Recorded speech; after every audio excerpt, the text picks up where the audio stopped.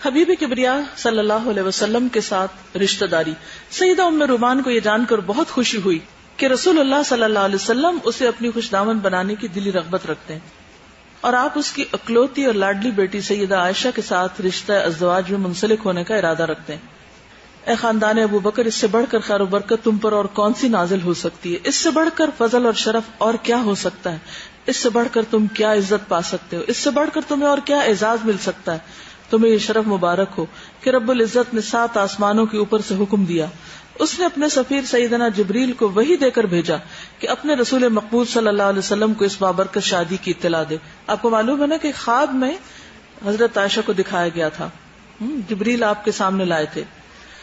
اے ام رومان، ذرا بتاؤ تو صحیح، تمہارے لیے اور تمہارے جلیل القدر خاوند کے لیے اس سے بڑھ کر عزت افزائی اور کیا ہو سکتی ہے کہ اللہ رب العالمین نے اپنی ساری مخلوق میں سے بے مثال شخصیت کو تمہارا داماد بنانے کے لیے تمہیں پسند کیا. تیری قسمت کی کیا کہنے، تمہیں بہت بڑی سعادت مند خوش دامن ہونے کا شرف حاصل ہوا. تمہیں سعادت پر ناز کرنا چاہیے کہ تمہاری بیٹی کو ام المومنین بننے کی سعادت حاصل ہوئی اور تمام ازواج مطہرات پر فوقیت لے جانے کا شرف حاصل ہوا. یہ بات تاریخی اعتبار سے بالکل صحیح ہے کہ رسول اللہ صلی اللہ علیہ وسلم کی سیدہ عائشہ کے ساتھ شادی ہجرت سے پہلے مکہ معظمہ میں ہوئی اور رخصتی ہجرت کے بعد ماہ شوال کو مدینہ منورہ میں ہوئی. یعنی نکاح مکہ میں ہوا تھا اور رخصتی مدینہ میں ہوئی تھی. لیکن بابرکت ہجرت کا واقعہ کس طرح اور کب پیش آیا، سنیے تو صحیح. مدینہ منورہ کی طرف ہجرت. جب اللہ سبحانہ وتعالیٰ نے اپنے پیارے رسول مقبول کو مدینہ منورہ کی طرف ہجرت کا حکم دیا تو آپ سیدنا ابو بکر کو بتانے کے لیے ان کے گھر تشریف لے گئے.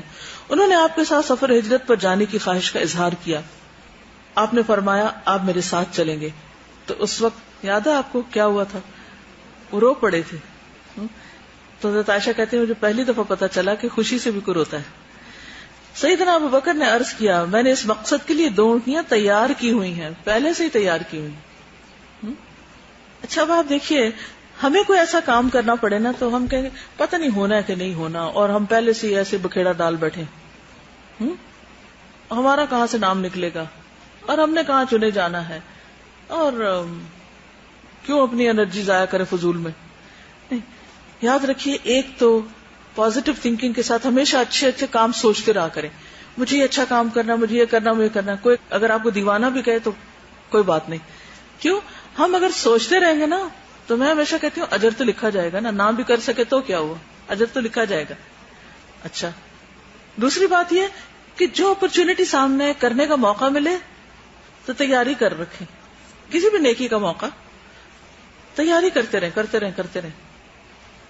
اور کیا پتا کہ جس وقت موقع آئے تو آپ ہی چنے جائیں، نہ بھی چنے جائیں تو جو آپ نے تیاری کی وہ ضائع تھوڑی جائے گی. مثلا حضرت ابوبکر نے 2 اونٹنیاں پال کے تیار کر رکھی تھی اس نیت کے ساتھ کہ ہجرت ہونے والی ہے، کیونکہ باقی لوگ جا رہے تھے کہ حکم آ جائے گا کسی بھی وقت، تو تیاری تو ہو. اچھا، اب آپ دیکھیے کہ اگر خدا نخواستہ ان کا نام نہیں بھی آتا تو کیا اونٹنیاں مر جاتی، کسی اور کام آ جاتی. تو بہت ساری چیزیں ایسی ہوتی ہیں کہ جس مقصد کے لیے تیار کی جاتی ہے وہ نہیں بھی پورا ہوتا تو کسی اور کام آ جاتا ہے. بس ہم کہتے ہیں ہم کیوں پڑھیں، ہم یہ محنت کیوں کریں، ہم یہ اسکل کیوں سیکھیں. نہیں بھائی، سیکھو.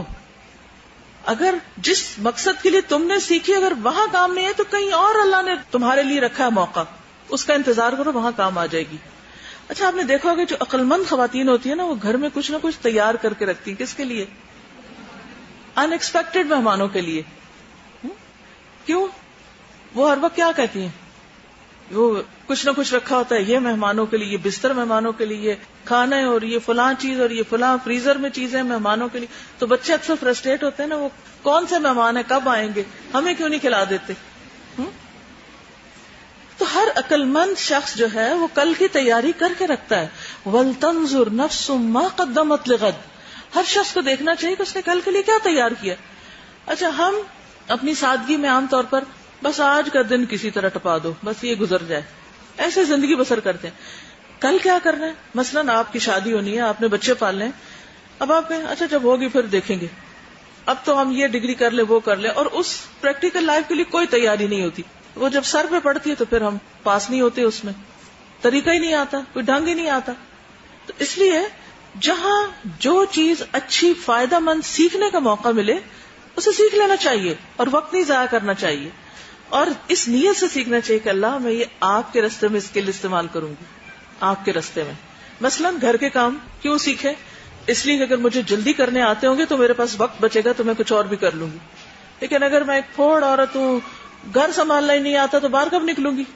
تو وقت ہی نہیں رہے گا, سارا دن اسی میں الجھے میں, نہ بچے پالنے آتے ہیں, نہ گھر صاف کرنا آتا ہے, نہ کوئی اور کام آتا ہے.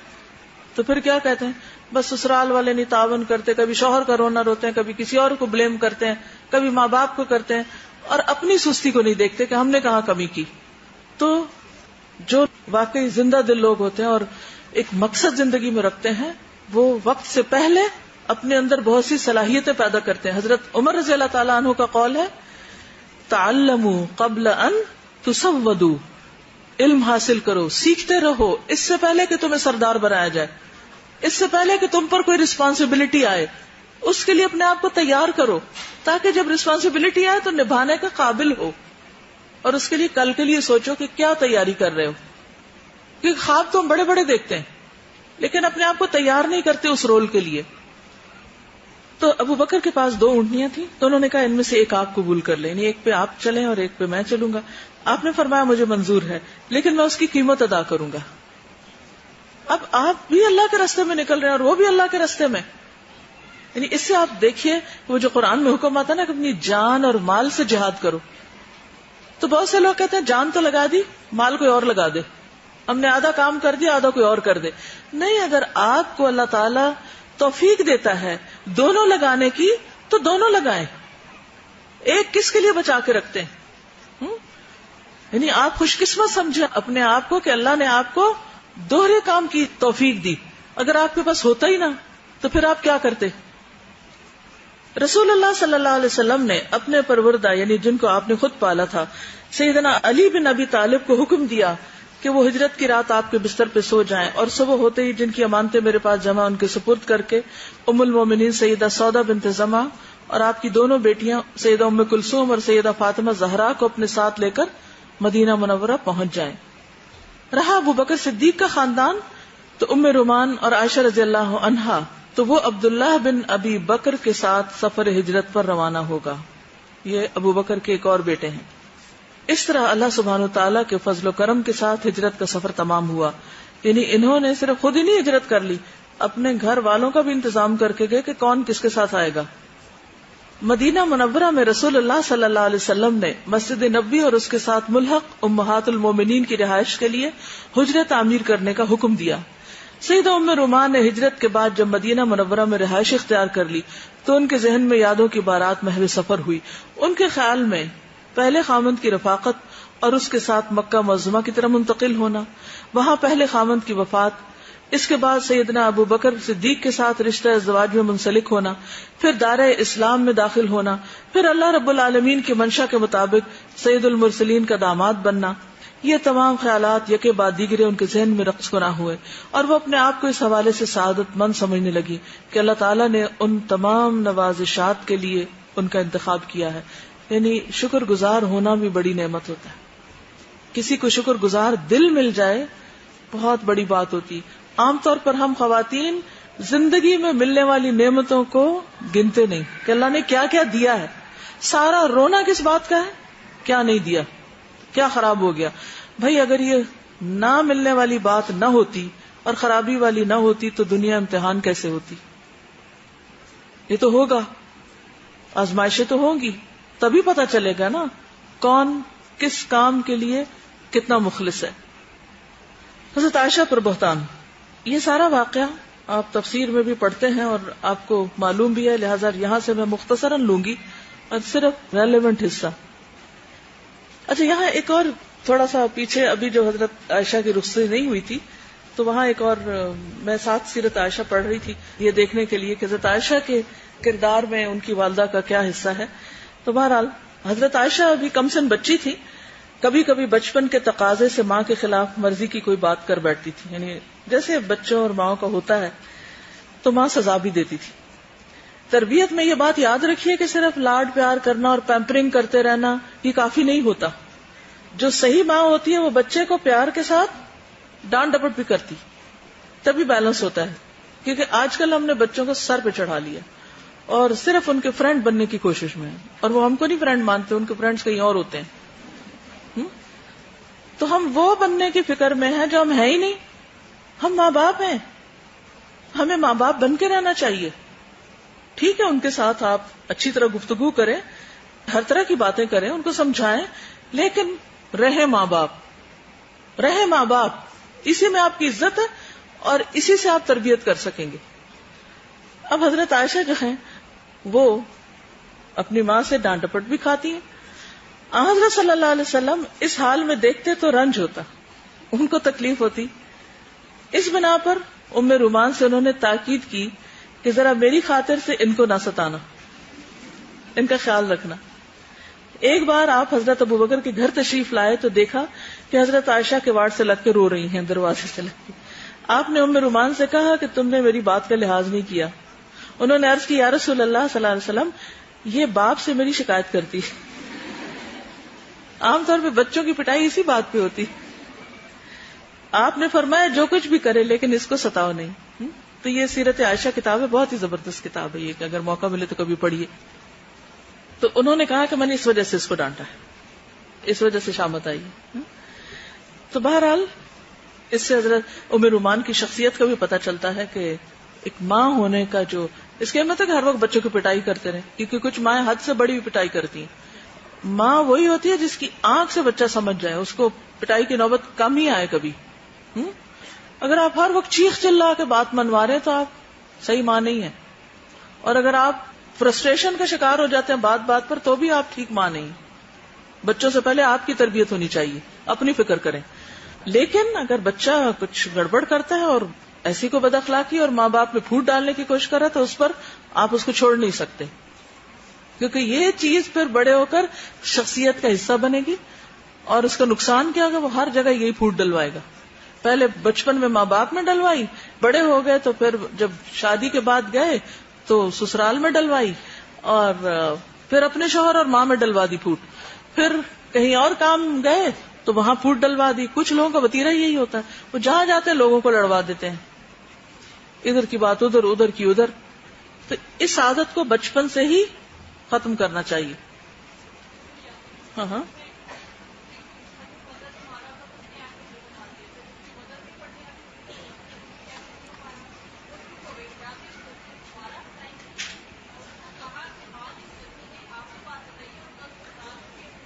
بہت اچھا کیا. پتہ شیطان ہوتا ہے نا بچوں کے پیچھے بھی، وہ ان کو وسوسے ڈالتا ہے اور اس طرح کی باتیں سجھاتا ہے. اور اکثر بچے کہتے ہیں میں ابا سے شکایت کروں گا آپ کی. تو کبھی ان کو راہ نہیں دینی چاہیے کہ تم ہو کون. اور ابا کو بھی کہنا چاہیے کہ میں نہیں سنوں گا تم اگر یہ بات کرو گے، کیونکہ بعض اوقات اما یا ابا خود بھی راہ دیتے ہیں اور تجسس کر کر کے پوچھتے ہیں بچوں سے اور ان کو بگاڑتے ہیں ایک دوسرے کے خلاف کر کے. مطلب مار یہ ڈانٹ کا مطلب یہ نہیں کہ آپ ظالم بن جائیں، یعنی بس اتنی کہ جس سے مقصد پورا ہو جائے تربیت کا. ٹھیک ہے نا، تربیت ہو جائے. اگر وہ مار کے بغیر ہو سکتی ہے تو اس کے بغیر ہی کرنی ہوگی، لیکن آخری چارے کے طور پر. اور پھر گھر کی باتیں باہر جا کے بتانے کی تو ویسے کوئی تک نہیں بنتی. چلیے اس سارے واقعے کو میں چھوڑوں گی اور پیج 43 پہ آؤں گی کہ سیدہ ام رومان نے جب لوگوں کو بےہودہ گوئی میں مشغول دیکھا. سوچئے، اپنے آپ کو رکھ کے دیکھیے کہ آپ ایک ماں ہیں اور آپ کے بچے پر ایک الزام لگ رہا ہے. تو مائیں کیا کرتی ہیں؟ کیا کرتی ہیں مائیں؟ جا کے باہر گلی میں یا دوسرے کے گھر لڑائی ڈال دیتی. تم نے میرے بچے کو یہ کہا کیوں؟ لیکن ام رومان نے کیا کیا؟ جب انہوں نے سنا کہ ان کی بیٹی پہ اتنا بڑا الزام لگا ہے تو شدید صدمے کی بنا پہ مدہوش ہو کر زمین پہ گر پڑی. لیکن اللہ تعالیٰ پر پختہ ایمان نے انہیں صبر کا دامن تھامنے اور اللہ کی کتاب قرآن مجید پر عمل پیرا ہونے پر آمادہ کیا. وہ اللہ سبحانہ وتعالیٰ کی بارگاہ میں گڑ گڑانے لگی، اللہ سے فریادیں کرنے لگی، کسی سے لڑائی کرنے نہیں چلی، اللہ سے مدد مانگنے لگی کہ وہ اپنے فضل و کرم سے ابو بکر کے خاندان کو اس غم سے نجات دے، کیونکہ وہ قادر مطلق اور حامی و ناصر ہے. ام رومان نے صورتحال کو اپنی لاڈلی بیٹی سے چھپائے رکھا. ام رومان نے اس بات کو اپنی بیٹی سے بھی چھپائے رکھا کہ اس پہ کیا الزام لگ رہا ہے. کیا زبردست بات ہے. یعنی اس چیز سے میں اتنی متاثر ہوں. ہوتا کیا ہے کہ اگر ہمارے بچے کو کسی نے کچھ کہہ دیا یا ہمیں اس کی کوئی غلطی پتہ چل گئی، ہم کیا کرتے ہیں؟ ہمارا طریقہ کیا ہوتا ہے؟ گھر میں طوفان لے آتے ہیں. یہ ہوا کیوں؟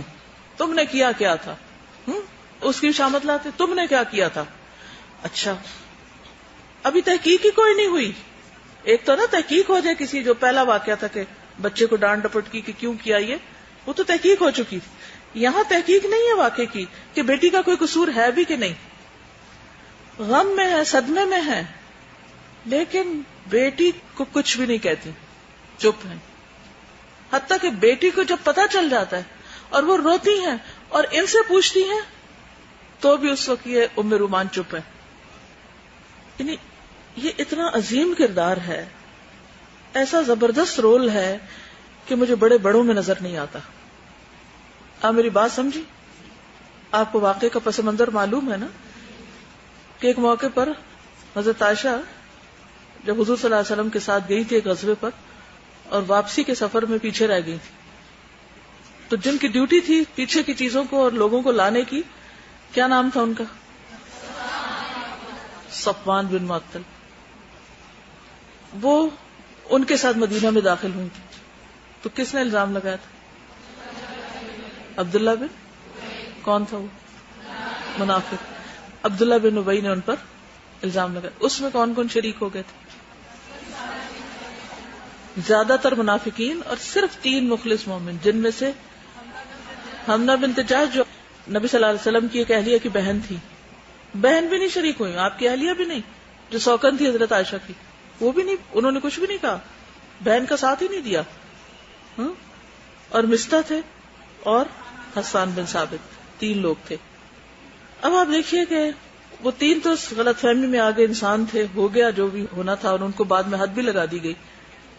لیکن آپ دیکھیے کہ ماں باپ جب اپنی بیٹی کے بارے میں ایسی کوئی بات سنتے ہیں کہ ان کی بیٹی پہ ایسا کوئی الزام لگا دیا گیا، یعنی اسکینڈل بنا دیا گیا، تو چپ رہ سکتے ہیں، صبر کر سکتے ہیں.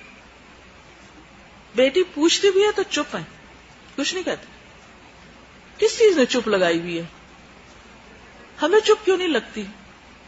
ذرا سی بات کسی کی پتہ چلے چاہے جھوٹی کیوں نہ ہو، فوراً ہمارے پیٹ میں بل پڑنے لگتے اور ہم کسی نہ کسی طرح دوسرے تک بس پہنچا کے چھوڑ دیں. تمہیں پتا فلاں کیسا ہے، وہ بڑا اتنا نیک بنا پھرتا ہے اور دیکھو اس کا حال کیا ہے. ایسی خبروں سے لوگوں کو کس قدر انٹرسٹ ہوتا ہے، اور کئی لوگوں نے تو اس کو کاروبار بنا رکھا ہے. وہ اس سے پیسے کماتے ہیں ایسی خبریں مشہور کر کے، چھاپ کے یا دے کر خبروں میں، اور لوگوں کی عزتیں روندی جاتی ہیں، اور دنیا بھر کے لوگ بیٹھ کے تبصرے صرف کر رہے ہوتے ہیں، اور بار بار ان چیزوں کو ریپیٹ کیا جاتا ہے. لیکن یہاں پر آپ دیکھیں، خاموشی، اللہ عالم، اللہ جانتا ہے، ہم نہیں جانتے. کوئی دفاع نہیں کر رہے بیٹی کا اور کسی اور کو برا بھلا نہیں کہہ رہے. یہ کتنا مضبوط کردار ہے. جو شخص اس قابل ہو جائے کہ اپنے اندر کے جذبات کو روک لے اور اپنے منہ پہ لاک کر دے اور گھر گھر میں خبریں نشر نہ کرے. بعض اوقات یہ ہوتا ہے کہ میاں میں کوئی برائی ہوتی ہے، بعض اوقات کسی اور میں ہوتی ہے، اب ہم چپ رہ ہی نہیں سکتے. ہر ایک کو جا بتاتے پھر کہتے کسی کو نہ بتانا، حالانکہ وہ 10 لوگوں کو پتا ہوتی ہے بات. اس کی اصلاح کی ضرورت نہیں. بہرحال حضرت عائشہ اس غم میں مبتلا ہوئی، بیمار ہو گئی. پھر حضور صلی اللہ علیہ وسلم نے بھی ان کو نہیں بتایا، کسی نے بھی نہیں بتایا. جس نے الزام لگایا تھا ان کی والدہ سے پتا چلا، اور جب وہ اپنے ماں باپ کے گھر آتی ہیں تو دونوں غم کی تصویر بنے ہوئے، شدید غم میں. والدین کو دیکھتے رونا شروع کر دیتی ہیں، روتے ہوئے ہچکی بن جاتی ہیں، آنکھوں سے آنسو جاری ہیں، گلا شکوہ کرتی ہیں کہ آپ نے مجھے کیوں نہیں بتایا، مجھ سے کیوں چھپایا، میں کیا کروں. تو ام رومان نے کیا کیا؟ شفقت کا انداز اختیار کرتے ہوئے کہا، بیٹی غم نہ کرو. جب کوئی عورت اپنے خاوند کی محبوب نظر ہوتی ہے اور اس کی سوکھنے بھی ہوں تو اکثر و بیشتر اس قسم کی صورتحال سے 2 چار ہونا پڑتا ہے. یعنی ایک طرح سے تسلی دے رہی ہیں ان کو لیکن جو دل اللہ سبحانہ و تعالیٰ کے ساتھ جڑے ہوتے ہیں وہ اللہ کی یاد سے غافل نہیں ہوتے. آزمائش کی گھڑیوں میں وہ اللہ کو یاد کرتے ہیں تو اللہ بھی ان کی لاج رکھتا ہے. مسلمانوں کے گھرانوں میں سے کسی مسلمان کا گھر جس میں رہنے والوں کے دل نور ایمان سے منور ہوں ابو بکر کے خاندان سے بڑھ کر نہ ہوگا، کیونکہ اس گھر سے ہدایت کی شعائیں تمام گھروں کی طرف سفر کرتی تھی. ابو بکر صدیق کے دل سے دوسرے لوگوں کے دل نور ایمان کی دولت سے فیضیاب ہوتے. تو اللہ سبحانہ وتعالیٰ اس گھر والوں کا دفاع کیسے نہ کرتا. تو اللہ تعالیٰ نے وہ آیات نازل کی. حضرت عائشہ کہتی ہے کہ میں تو کبھی سوچ بھی نہیں سکتی تھی کہ میرے بارے میں وہی نازل ہوگی. تو بہرحال اللہ تعالیٰ نے ان کی صفائی پیش کر دی اور بات ختم ہو گئی. اور بعد میں بھی ہم نہیں دیکھتے کہ ان کی والدہ یا حضرت ابوبکر یہ قصے لے کے بیٹھے ہوئے دہرا رہے ہیں اور لوگوں کو ملامت کر رہے ہوں، بلکہ انہوں نے الزام لگایا تھا جن کو وہ وظیفہ دیتے تھے، اور جب روکنے کو دل چاہا تو اللہ تعالیٰ نے کہا کہ نہیں، معاف کر دو، اور پہلے سے بھی دگنا کر دیا. کیا ہم بھی ایسے ہی معاف کرتے ہیں لوگوں کو؟ بہرحال کہا یہ جاتا ہے کہ غزوہ حنین کے دوران میں ام رومان قضاء الہی سے وفات پا گئی. کہتے کہ وہ حضور صلی اللہ علیہ وسلم کی زندگی میں فوت ہوئی، لیکن دوسری روایات سے پتہ چلتا ہے کہ وہ آپ کی زندگی میں فوت نہیں ہوئی، کیونکہ ایک تابعی جو ہیں وہ ان سے ایک واقعہ روایت کرتے ہیں. اچھا، چند باتیں اور جو ان کی شخصیت سے متعلق ہیں اور پھر ان کی اولاد سے متعلق، کیونکہ دو چیزیں ایک عورت کی شخصیت میں بہت نمایاں ہوتی کہ وہ خود کیا ہے اور بچے کیا ہیں. ٹھیک ہے نا؟ ایک تو اس کو دیکھا جاتا ہے اور پھر اس کا عکس اس کے بچوں میں دیکھا جاتا ہے. پہلی بات تو یہ ہے بحیثیت بیوی کے کہ شوہر کے مشورے کے بغیر کام نہیں کرتی تھی. یہ عورت کی بہت بڑی خوبی ہوتی، یعنی کوئی کام کرنا ہو تو شوہر سے مشورہ کرے، اسے اعتماد ملے. اور پھر ایک اور چیز یہ کہ اگر کوئی ایسا کام ہو چکا ہے جس میں بھول گئے مشورہ لینا تو شوہر کو بتائیں ضرور کم از کم، تاکہ اعتماد کی فضا رہے. چھپ چھپ کے کام نہ کریں، اس سے اعتماد ٹوٹتا ہے. اور ہم اس لیے چھپا رہے ہوتے ہیں کہ شامت آئے گی، اور جب وہ کھلتی ہے بات تو اس سے بڑی شامت آتی، اس سے اور زیادہ کام خراب ہوتا ہے، نقصان بڑا ہو جاتا ہے. حضرت خدیجہ جب فوت ہو گئی تو عثمان بن مظعون کی بیوی خولہ بنت حکیم نے نبی صلی اللہ علیہ وسلم کی خدمت میں حاضر ہو کر کہا، اللہ کے رسول صلی اللہ علیہ وسلم، آپ نکاح کیوں نہیں کر لیتے؟ آپ نے فرمایا کس سے؟ عرض کیا آپ چاہیں تو کنواری لڑکی بھی ہے اور شوہر دیدہ بھی ہے. پوچھا کنواری کون ہے؟ کہا آپ کے دوست ابو بکر کی بیٹی جو آپ کو سب سے زیادہ محبوب ہے، عائشہ. پوچھا شوہر دیدہ کون ہے؟ کہا سودا بنت زمع جو اللہ پہ ایمان رکھتی ہے، آپ کی شریعت کی پیروی کرتی. تو آپ صلی اللہ علیہ وسلم نے پھر اجازت دے دی کہ تم تذکرہ کرو. جب حضرت خولہ ابو بکر کے گھر پہنچی تو ام رومان سے ملی. کہا اللہ تعالیٰ تمہارے گھر میں کتنی بڑی خیر و برکت داخل کرنے والا ہے. ام رومان نے پوچھا وہ کیسے؟ بتایا کہ نبی صلی اللہ علیہ وسلم نے مجھے عائشہ کے نکاح کا پیغام دے کے بھیجا ہے، یعنی میں میسج لے کر آئی، پروپوزل لے کر آئی ہوں. ام رومان نے کہا ابو بکر کے آنے کا انتظار کر لو، اللہ کے رسول کا پیغام آیا ہے. کیا کہتی ہیں؟ ابو بکر کا انتظار کرتے ہیں. کچھ دیر کے بعد ابو بکر بھی آتے ہیں اور پھر ان کے درمیان بھی یہی بات چیت ہوتی. اس سے کیا پتہ چلتا ہے؟ مثلاً آپ کہتے ہیں اللہ کا حکم ہے نا، میں کرنے جا رہی ہوں، پوچھوں گی پھر بعد میں آ کے بتا دوں گی. نہیں، دین کے کام کے لیے بھی نکلیں تو مشورے سے نکلیں، اعتماد میں لے کے نکلیں، بتائیں یہ کرنے جا رہی ہوں، یہ ایسا ہوگا، اس کام کے یہ تقاضے ہوں گے. یعنی دھوکے میں نہ رکھیں، ساتھ لے کے چلیں. اس سے کیا ہوگا کہ وقتی طور پہ ہو سکتا ہے آپ کو رکاوٹ آ جائے، روک دیں، نہیں کوئی نہیں کرنا، تو چپ کر جائیں. پھر تھوڑی دیر بعد پھر پیار سے کہیں کیا خیال ہے، پھر تھوڑی دیر پھر پیار سے کہیں اچھا کیا خیال ہے، تو کہیں گے اچھا جاؤ کر لو، پھر کر لیں. لیکن تھوڑا انتظار کر کے اجازت لے کے کریں، اس میں برکت ہوگی. اب آپ دیکھیں کہ ایک اور روایت میں آتا ہے کہ جب نبی صلی اللہ علیہ وسلم نے حضرت عائشہ کا رشتہ مانگا تو ام رومان نے کہا کہ مطعم بن عدی نے اپنے بیٹے سے عائشہ کا رشتہ مانگا تھا. وہ ایک اور پروپوزل بھی تھا. اور اللہ کی قسم ابو بکر نے کبھی بھی وعدہ کر کے وعدہ خلافی نہیں کی. کہ ان کے ساتھ بھی ابو بکر کی کمٹمنٹ ہے، ان سے کچھ ہاں کی ہوئی ہے انہوں نے. اب یہ کون یاد کرا رہا ہے؟ بیوی یاد کرا رہی، اور ساتھ شوہر کی تعریف بھی کرتی کہ میرے شوہر نے کبھی وعدہ خلافی نہیں کی. اللہ کے رسول صلی اللہ علیہ وسلم کا پیغام ہے جن کی ہر بات پر وہ سب سے پہلے لبیک کہتے ہیں. لیکن یہاں آپ دیکھیں کہ خاندانی زندگی کے معاملے کو کتنی سمجھداری سے حل کر رہے ہیں. کوئی نہیں کہتے اچھا انہوں نے کہا بس سب وعدے بھول جاؤ اور سب کو چھوڑ دو اور کسی کی پرواہ نہ کرو اور بس ہاں کر دو. نو، یہاں جذباتیت نہیں چلتی. ہر ایک اپنا حق اور مقام ہے، مشورہ ضروری ہے. اب کیا ہوا، انہوں نے ان کو بھیجا کہ جاؤ پہلے وہاں بات کر کے آؤ. ابو بکر مطعم بن عدی کے پاس گئے. اس کے پاس اس کی بیوی ام الفتح بھی موجود تھی. کہنے لگی اے ابن ابی قحافہ، یعنی جا کے گئے وزٹ کرنے، جا کے بادشاہ کی کہ اچھا کیا پروگرام ہے. گئے تو اس لیے تھے کہ بات کریں کہ بھئی معاملہ ختم کرتے ہیں. انہوں نے خود ہی بات شروع کر دی. کہنے لگے اے ابن ابی قحافہ، اگر ہم نے اپنے بیٹے کا نکاح آپ کی بچی سے کر دیا تو ہو سکتا ہے آپ ہمارے بچے کو بھی اپنے دین میں داخل کر لیں. تب ابو بکر نے مطعم بن عدی سے پوچھا کیا تمہارا بھی یہ خیال ہے؟ اس نے کہا ہاں میری بیوی کی بات صحیح ہے. تب ابو بکر وہاں سے نکل آئے کہ پھر ٹھیک ہے، رشتہ ختم. واپس آ کر خولہ سے کہا کہ تم جاؤ حضور صلی اللہ علیہ وسلم کو میرے گھر لے آؤ. اور اس طرح حضور صلی اللہ علیہ وسلم گھر تشریف لائے اور پھر نکاح کر دیا گیا. تو آپ دیکھیے کہ یہ جو خاندانی زندگی کے ایسے معاملات ہوتے ہیں نا، اگر ان کو سلیقے سے نبھایا جائے تو جھگڑے نہیں پڑتے، فساد فتنے نہیں ہوتے. وہاں جب ہم بغیر حکمت کے معاملے کرتے ہیں نا تو لڑائیاں ہو جاتی ہیں. اس میں عورت کا ایک بہت اہم کردار ہوتا ہے، خصوصاً رشتے کرنے کرانے کے معاملے میں. مردوں کو اتنا نہیں بعض چیزوں کا پتا ہوتا، تو عورت کو صحیح ڈائریکشن دینی چاہیے کہ دیکھو تم نے وہاں بھی بات کر رکھی ہے، یاد کرایا، اور جاؤ ان سے بات کرو. اور وہ جا کے کرتے ہیں اور اللہ نے پہلے ہی دروازہ کھول دیا اور بات ختم ہو گئی.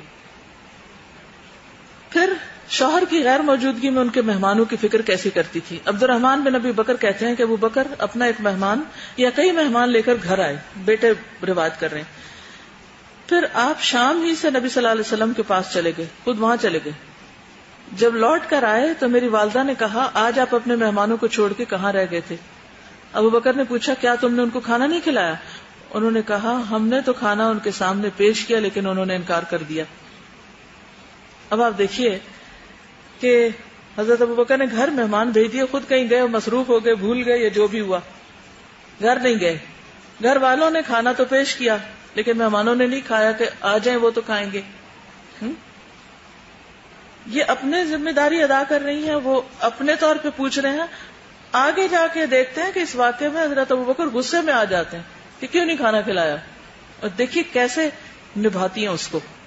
جب حضرت ابو بکر کو پتا چلا کہ مہمانوں نے کھانا نہیں کھایا تو ان کو بہت غصہ آیا.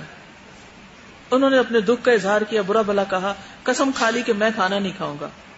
عبد الرحمن کہتے ہیں میں تو ڈر کے مارے چھپ گیا تو آپ نے پکارا اے بے وقوف ادھر آ، یعنی بیٹے کو بھی ڈانٹا. میری والدہ نے بھی قسم کھا لی کہ اگر وہ کھانا نہیں کھائیں گے وہ بھی نہیں کھائیں گی. دیکھو ایک ٹپیکل گھر میں جو کچھ ہوتا ہے. اس کے بعد مہمانوں نے بھی قسم کھا لی اگر ابو بکر کھانا نہیں کھائیں گے تو وہ بھی نہیں کھائیں گے.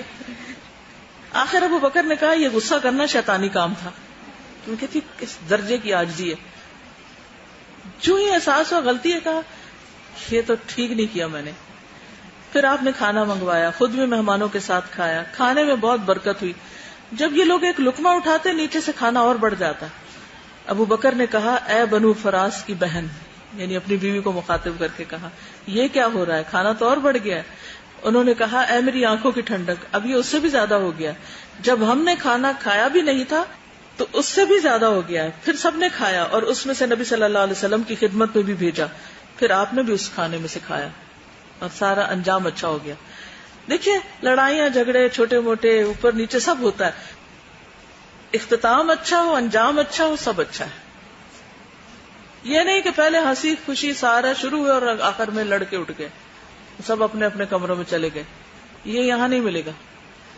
پھر بحیثیت ماں جو ہے ایک بہت اچھی ماں تھی. حضرت عائشہ کہتی ہیں جب سے میں نے ہوش سنبھالا والدین کو دین اسلام کو دین بنائے ہوئے دیکھا، یعنی دین پر چلنے والے تھے. صحیح بخاری کی روایت ہے. حضرت عائشہ کہتی ہے کہ میری عمر 6 سال کی تھی، نبی صلی اللہ علیہ وسلم سے میرا نکاح ہوا، ہجرت کر کے مدینہ آئے تو بنی حارثہ بن خزرج کے مکان میں اترے، مجھے شدید بخار چڑھا، میرے سر کے بال گر گئے، کانوں تک رہ گئے، پھر میں اپنی چند سہیلیوں کے ساتھ جھولے میں بیٹھی ہوئی تھی، میری والدہ ام رومان میرے پاس آئیں اور زور سے آواز دی، میں ان کے پاس چلی گئی، حالانکہ مجھے معلوم نہیں تھا کہ انہوں نے کیوں بلایا۔ انہوں نے میرا ہاتھ پکڑ کر ایک مکان کے دروازے پہ کھڑا کر دیا، میرا سانس پھول رہا تھا، دم میں دم آیا تو انہوں نے تھوڑا پانی لے کر میرے منہ اور سر پر ہاتھ پھیر دیا، یعنی صاف کر دیا، پھر مکان کے اندر داخل کر دیا تو میں نے کمرے میں چند انصاری عورتوں کو دیکھا، انہوں نے کہا خیر و برکت اور نیک فال کے ساتھ آؤ، وہ لینے آئی تھی۔ میری والدہ نے مجھے ان کے حوالے کر دیا، پھر دوپہر کے وقت حضور صلی اللہ علیہ وسلم تشریف لائے تو انہوں نے پھر دودھ پیش کیا حضرت عائشہ کو، بس یوں رخصتی ہو گئی چلتے چلتے۔ وہ جھولے میں بیٹھی ہوئی ہیں، کتنی آسان زندگی ہے۔ ہمارے کام کیوں نہیں ختم ہوتے، ہمارے پاس وقت کیوں نہیں، نہ نماز پڑھنے کا وقت ہے نہ کچھ اور کرنے کا، کیوں؟ کیونکہ ہم کئی سال پہلے شادیوں کی تیاری شروع کرتے ہیں اور اس کو اتنا لمبا کرتے ہیں کہ اپنے آپ کو بھی مشکل میں ڈال دیتے ہیں اور اوروں کو بھی۔ اب یہ جو مستہ والا واقعہ ہے نا، تو مستہ کی والدہ سے سن کر آئی تھی تو گھر میں اپنی والدہ سے پوچھا تو انہوں نے بتایا، اس سے پہلے کچھ نہیں بتایا۔ اس سے پتہ چلتا ہے کہ اتنے بڑے بڑے واقعات بھی ہو جاتے تھے تو اس کو بیٹھ کے گھنٹوں اس پہ بحثیں نہیں کرتے تھے، کیونکہ ان اللہ کرہ لکم ثلاثا قیل وقال واضاعۃ المال وکثرت السؤال۔ اللہ تعالیٰ سخت ناپسند کرتے ہیں کس بات کو؟ قیل و قال کو، بحث مباحثے، ہی سیڈ شی سیڈ، اس کی تبصرے باتیں، اور مال ضائع کرنے کو۔ اور ہمارے یہاں کیا ہوتا ہے، شادیوں میں مال خوب ضائع کرتے ہیں۔ اور کثرت السؤال، بہت زیادہ سوال کرنے کو، چھوٹی چھوٹی بات پہ کثرت سوال ہوتی ہے، بحث ہوتی ہے، یہ ہماری زندگی۔ اور یہاں آپ دیکھتے ہیں پریکٹیکل لائف، ہر چیز کو ایک نیچرل وے میں لے رہے ہیں۔ یعنی یہ ایک اہم نقطہ اگر آج کی مجلس سے جو بھی آپ نے سیکھا، لیکن ایک یہ نقطہ اٹھ کے اپنے ساتھ لے کے جائیں تو بڑا ہی بھلا ہوگا آپ کا بھی اور سب کا، کہ جب کوئی تکلیف آئے تو بندوں کے آگے رونے سے پہلے اللہ کے آگے رونا شروع کریں، اللہ سے مدد مانگے اور صبر سے کام لیں۔ ہم کیا کرتے ہیں، بندوں کو فوراً بتاتے ہیں، پھر کسی کو بلیم کرتے ہیں، کسی پہ الزام تراشی کرتے ہیں، اور وہ معاملہ بگڑ کے کہیں سے کہیں چلا جاتا ہے، سیدھا ہونے کا نام نہیں لیتا۔ اب یہاں پر جب انہوں نے بیٹی کو بھی سمجھایا کہ اللہ لاج رکھے گا، خود بھی اللہ سے مدد مانگتی رہی، بیٹی کو بھی اللہ ہی کے حوالے کیا، اور اللہ نے کیسی آیات اتاری، کیسا دفاع کیا۔ ہم چونکہ اللہ کو پکارتے نہیں تو پھر دفاع بھی کہاں سے ہو، بندوں کے اوپر تکیہ رکھتے ہیں تو پھر وہ تو چھوڑ دیتے ہیں۔ پھر اسی طرح آپ دیکھیے کہ بیٹی کی صحت کی بھی ان کو فکر تھی۔ جب انہیں پتا چلا کہ اب ان کو رخصت کرنا ہے تو وہ حضرت عائشہ کہتی ہے کہ میری والدہ نے چاہا کہ میں کچھ موٹی ہو جاؤں تاکہ میری رخصتی کی جا سکے، مگر مجھے ان کے حسب منشا کسی چیز سے فائدہ نہ ہوا، حتیٰ کہ انہوں نے مجھے ککڑی تر کھجور کے ساتھ ملا کے کھلائی، اس کا کمبینیشن سے میں خوب اچھی موٹی ہو گئی۔ پھر یہ ہے کہ حضرت عائشہ کہتی ہیں کہ جب میری برات کی آیات اتری تو میری والدہ نے کہا بیٹی جاؤ رسول اللہ صلی اللہ علیہ وسلم کا شکریہ ادا کرو۔ میں نے کہا نہیں، اللہ کی قسم میں آپ کے پاس جا کر کھڑی نہ ہوں گی، میں تو صرف اللہ کا شکر ادا کروں گی۔ مشکل وقت میں بھی اللہ کی طرف رجوع، اور شکر میں بھی سب سے پہلے اللہ کا شکر۔ لیکن یہاں ماں کی تربیت آپ دیکھیں نا کہ وہ کیا سکھاتی ہیں۔ آج کی کتنی مائیں جو یہ سکھاتی ہیں بیٹی جاؤ شوہر کا شکریہ ادا کرو، اس کے ساتھ اچھا سلوک کرو، اس کی کیئر کرو۔ پھر حضرت عائشہ جو ہیں، ان کے بھائی عبد الرحمن بن ابی بکر جو ہیں، وہ ان کے پاس آئے تو حضرت عائشہ کہتی ہیں کہ عبد الرحمن وضو کرو تو پورا کرو، کیونکہ میں نے حضور صلی اللہ علیہ وسلم سے سنا ہے کہ خشک ایڑیوں کے لیے آگ کا عذاب ہے۔ یہ کس کی تربیت تھی؟ ماں کی، کہ بہن بھائی ایک دوسرے کی غلطی پر اس کو بتا رہے ہیں۔ اسی طرح یہ کہ حفصہ بنت عبد الرحمن، یعنی ان کی بھتیجی حضرت عائشہ کی، عبد الرحمن ان کے بھائی کی بیٹی، ایک دن آئی تو انہوں نے باریک اوڑھنی اوڑھ رکھی تھی، حضرت عائشہ نے ان کی باریک اوڑھنی پھاڑ دی اور جا کے موٹی اوڑھنی ان کو دی، یعنی دوپٹہ موٹا دیا ان کو۔ پھر اسی طرح یہ ہے کہ ام رومان کا جو پرپوتے ہیں اپنے والد ام رومان کے پوتے سے روایت کرتے ہیں کہ ابو بکر صدیق سے روایت کرتے ہیں کہ نبی صلی اللہ علیہ وسلم فرمائے، یہ میں صرف چین بتانا چاہتی ہوں کہ ابن ابی عتیق جو ہے وہ اپنے والد سے اور وہ آگے اپنے والد سے، یہ سارا خاندان ایک طرح سے نسل در نسل احادیث کو روایت کرنے والا ہے۔ اور پھر حدیث کیا تھا کہ مسواک منہ کی پاکیزگی اور رب کی خوشنودی کا سبب ہے۔ اسی طرح نبی صلی اللہ علیہ وسلم نے وفات کے وقت جو مسواک استعمال کی تھی وہ کون لایا تھا؟ حضرت عبد الرحمن لائے تھے اور حضرت عائشہ نے تیار کر کے دیا تھا. حضرت عائشہ کی روایات کی تعداد کتنی ہے؟ 2210. پھر عبد الرحمن بن ابی بکر جو ہے وہ بھی اسی طرح احادیث روایت کرتے ہیں. پھر اسی طرح آپ دیکھیے کہ ان کے پوتے جو ہیں عبداللہ بن عبد الرحمن وہ بھی محدث ہیں. پھر پوتی جو حفصہ بنت عبد الرحمن ہیں وہ بھی محدثہ ہیں. پھر اسماء بنت عبد الرحمن یعنی ان کے بیٹے کی جو بیٹیاں ہیں وہ ساری آگے دین کی تعلیم اور تبلیغ کے کام میں مصروف ہوتی ہیں. پھر ان کا پڑ پوتا جو ہے طلحہ بن عبداللہ بن عبد الرحمن بن ابی بکر صدیق کہتے ہیں کہ میں نے اپنے والد عبداللہ بن عبد الرحمن کو کہتے سنا کہ ان کے والد عبد الرحمن بن ابو بکر نے حضرت ابو بکر کو کہتے سنا. سوچئے ہماری نسلوں میں ہے کوئی ایسا کہ ہم اپنے بھائیوں یا والدین یا ان کے آگے یہ بات کہہ سکے کہ اس نے اس سے سنا؟ یہ سارے یعنی پر پوتا وہ کرتے کرتے کرتے حضرت ابو بکر تک لے کر آتے ہیں. یعنی کس طرح صرف خونی رشتہ نہیں بلکہ دینی رشتے کی بھی لاج نبھاتے ہیں. میں نے کہا یا رسول اللہ ہم جو عمل کرتے ہیں کیا وہ پہلے سے لکھا جا چکا ہوتا ہے یا ہمارا عمل پہلے ہوتا ہے؟ فرمایا نہیں، پہلے سے لکھا ہوتا ہے. میں نے کہا پھر عمل کا کیا فائدہ؟ آپ نے فرمایا جو شخص جس مقصد کے لیے پیدا کیا گیا اس کے اسباب اس کو مہیا ہو جاتے ہیں. پھر عبداللہ بن محمد جو ہے وہ بھی اسی طرح احادیث روایت کرتے ہیں. اور ان کی قریبہ پڑپوتی ہیں وہ بھی محدثہ ہیں. پھر ان کا محدثہ جو پوتی ہیں ان کا جو بیٹا ہے عبد الرحمن بن قاسم وہ بھی ایک بہت بڑے اسکالر ہیں. یہ بہترین مسلمانوں میں سے تھے. اہل مشرق کے ہاں ان کی قدر و منزلت تھی. شعبہ کہتے ہیں اپنے زمانے میں سب سے افضل تھے. کون ہے؟ پڑپوتے ہیں ایک طرح سے. اور یہ بھی کہا کہ مدینہ میں ان دنوں ان سے بہتر کوئی عالم نہیں تھا، یعنی عبد الرحمن بن قاسم سے. امام مالک کہتے ہیں کہ عبد الرحمن کے علاوہ کوئی بھی مجلس حدیث میں اپنے والد کا جانشین نہیں بنا. عبد الرحمن کے علاوہ مجلس حدیث میں کوئی بھی اپنے والد کا جانشین نہیں بنا. ان کے والد اسماء بنت امیس کے پوتے تھے، فقہائے سبع میں سے تھے. ان کی والدہ ام رومان کی پوتی تھی. احمد بن حنبل نے ان کے بارے میں کہا ہے ثقۃ ثقہ. اور پھر محدث پڑپوتے کے محدث بیٹے عبد الرحمن اور محمد ہیں.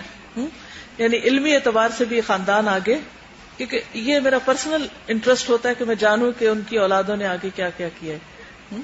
کیونکہ انسان خود جتنی بھی عبادت کرے، جتنی بھی خود تعلیم تبلیغ کا کام کرے، لیکن اس کی تمنا کیا ہونی چاہیے کہ یہ دینی ورثہ صرف ہم تک نہ رہ جائے بلکہ ہزاروں لوگوں تک جائے. اور اگر ہزاروں میں جا رہا اور اپنے ہی بچوں میں نہیں جا رہا تو کیا پایا؟